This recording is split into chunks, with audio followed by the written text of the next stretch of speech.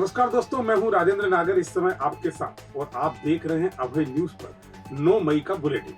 आइए एक नजर डालते हैं शहर में आज की अभी तक की ताजा खबरों पर। राजू द्रोणावत हत्याकांड का मुख्य षड्यंत्रकर्ता गिरफ्तार। कांग्रेस ने की नारी सम्मान योजना लॉन्च। 9 साल की बालिका के साथ हुआ दुष्कर्म। पीएचई की टीम ने जूना सोमवार क्षेत्र में की कार्रवाई। और महाकाल महालोक में खास स्क्रीन पर दिखाएंगे उज्जैन की गौरव गाथा। खबरों में अभी और भी बहुत कुछ है, आप सिर्फ मेरे साथ बने रहिए।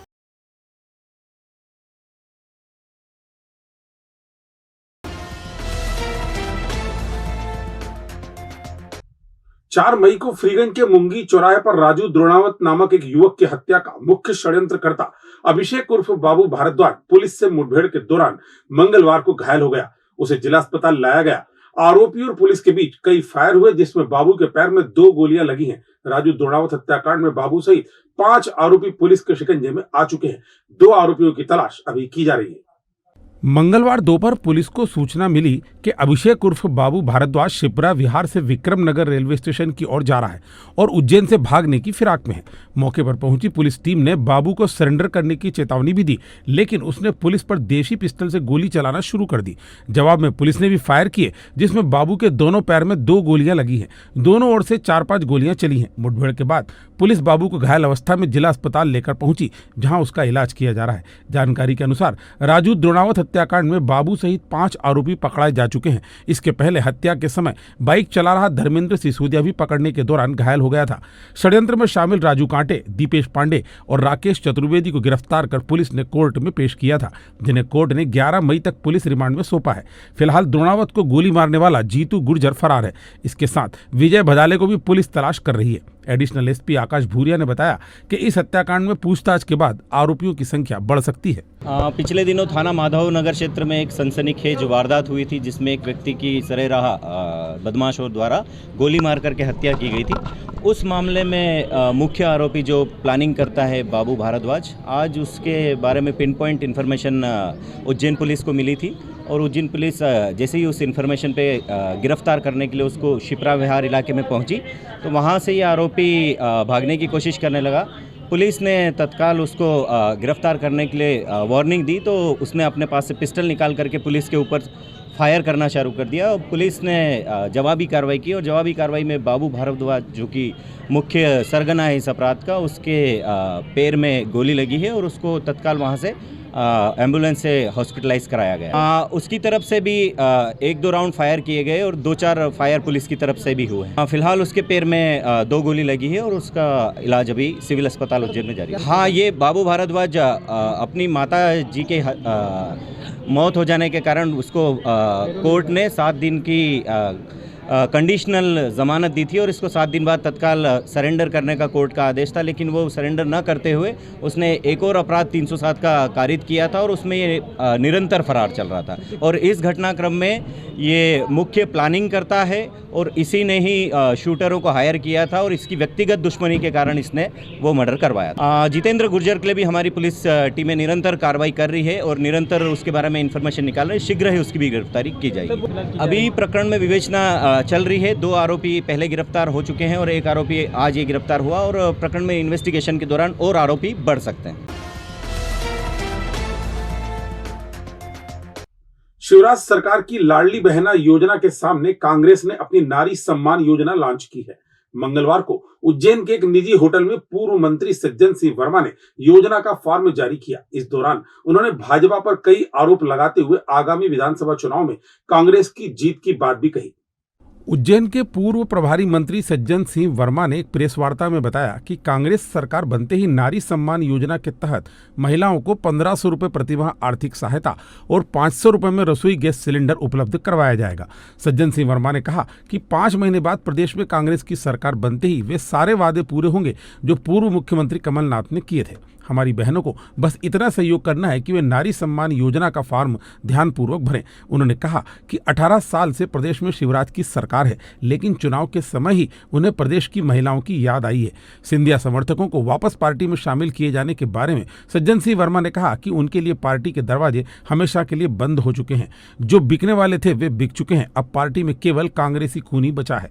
वर्तमान में राजनीतिक मुद्दा बन चुकी फिल्म द केरल स्टोरी पर सवाल पूछने पर वर्मा बोले कि चुनाव से पहले ऐसी फिल्में दिखाई जाती हैं, बीबीसी की डॉक्यूमेंट्री नहीं दिखाई जा रही। एक सवाल के जवाब में सज्जन सिंह वर्मा ने कहा कि भाजपा के कई नेता हमारे संपर्क में हैं जो भाजपा की मानसिकता से परेशान होकर पार्टी छोड़ने का मन बना चुके हैं। तब कमलनाथ जी ने कहा कि हम नारी सम्मान योजना लागू करें, जिसके फॉर्म में कोई भी शर्त ना हो, कोई प्रतिबंधन ना हो, ताकि वास्तव में नारी को सम्मानित ढंग से उसका जो हमें मजबूत करना है तो उसके खातों में पैसा जाए। इसलिए हमने ये लॉन्च किया है।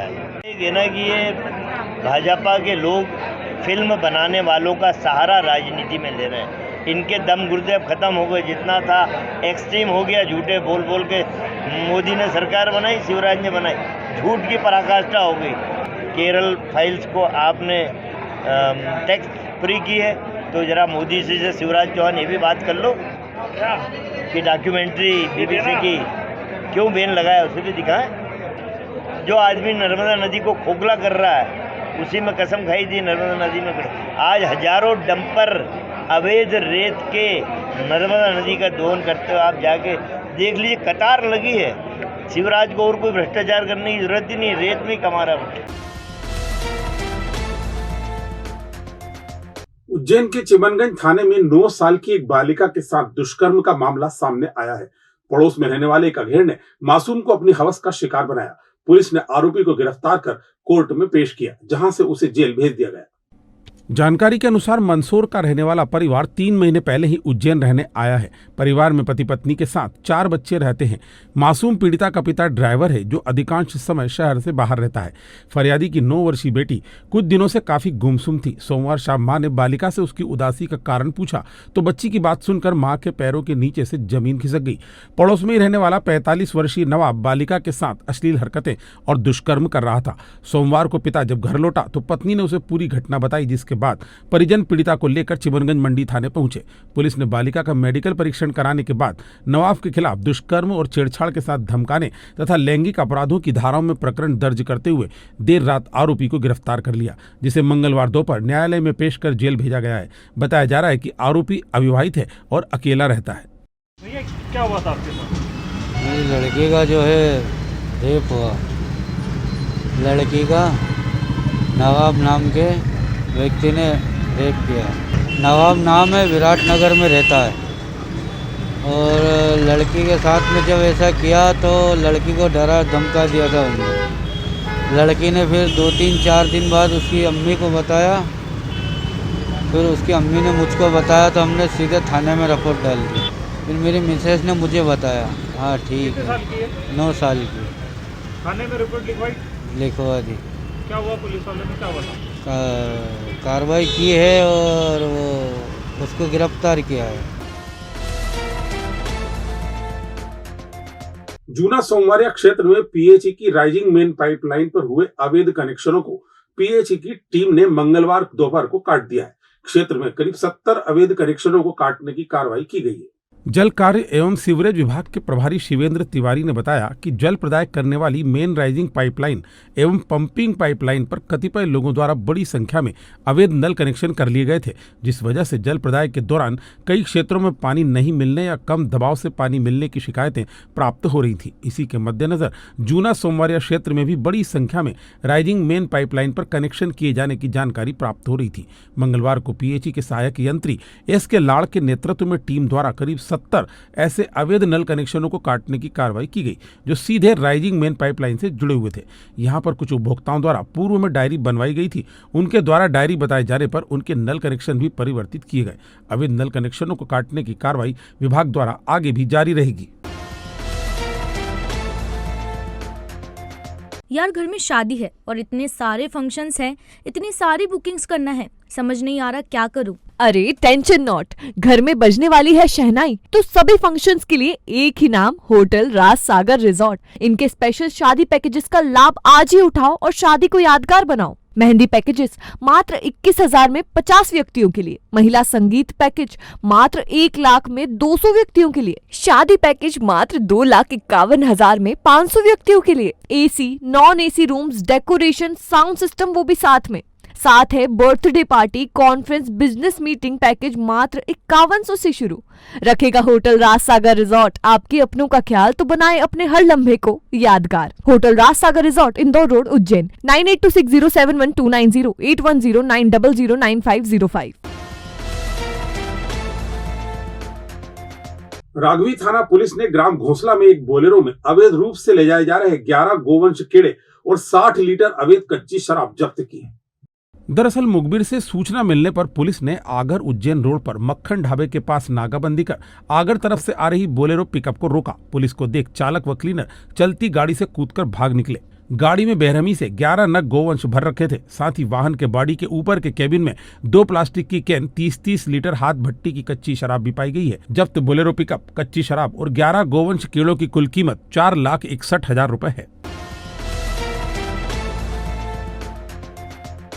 अब पानी की स्क्रीन पर श्री महाकालेश्वर ज्योतिर्लिंग और अवंतिका नगरी की गौरव गाथा दिखाई जाएगी।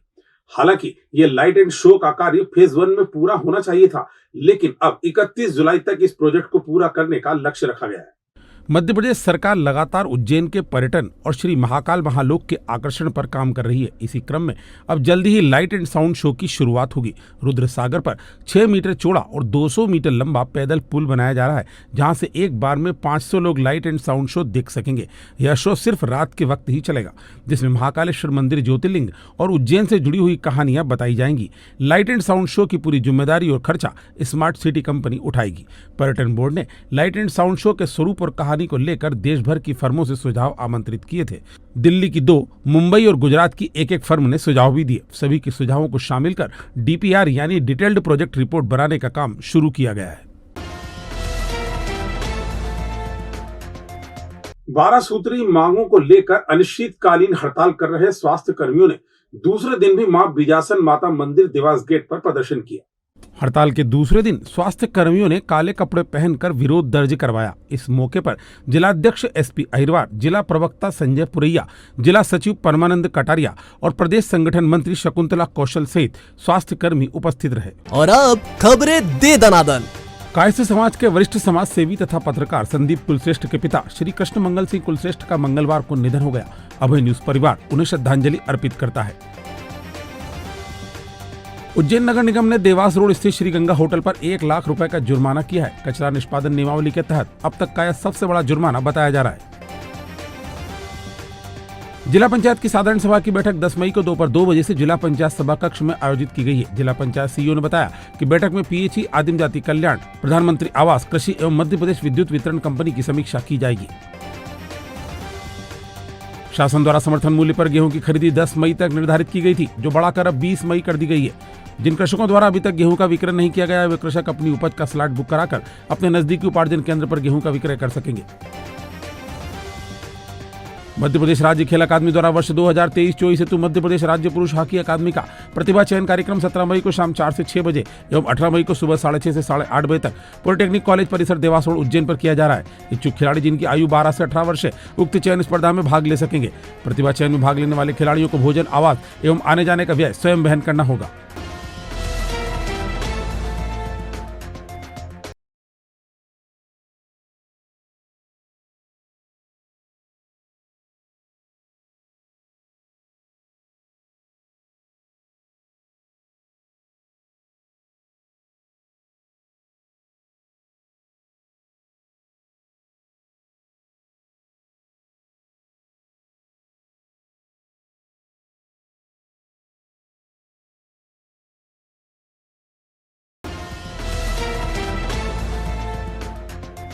भविष्य की चिंता छोड़ो, पंडित गोविंद गुरु से नाता जोड़ो। ना कोई पैसा, ना कोई फीस, बस लीजिए गुरु जी का आशीष। आज ही जाने अपनी हर समस्या का समाधान। संपर्क करें 9827030415 या 9302230415। हमारा पता 8 अलगदाम कॉलोनी, सावे रोड, उज्जैन।